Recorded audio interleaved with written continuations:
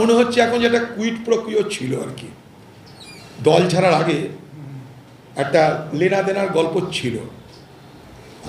আমি বিচারালয় ছাড়ব, বিজেপির দলে যোগদান করব, পরিবর্তে আমাকে এই দিতে হবে, এক্সচেঞ্জ একটা ছিল।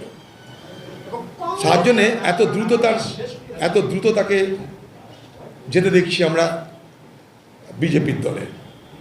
তিনি বলেছেন কংগ্রেস হলো পারিবারিক জমিদারির একটা দল, যেখানে জয়রাম রমেশের মতো শিক্ষিত মানুষরা থাকেন, কিন্তু তারা পথ পান না রাহুল গান্ধীর মতো নেতাদের পিছনে থেকে যেতে পারে। জয়রাম রমেশ বিরাট পথ জানে না, উনি এখন আইনের বইপত্র পড়াশোনা করেছেন, রাজনীতির বইপত্র পড়ুন, সব জেনে যাবেন।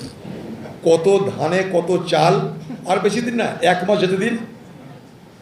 এই যে জজ মনে করছে যে টেবিল চেয়ারে বসে উকিলদেরকে একবার ধমকাচ্ছে, পুলিশকে একবার ধমকাচ্ছে, কত ধানে কত চাল রাজনীতিতে, আর তার আবার বিজেপির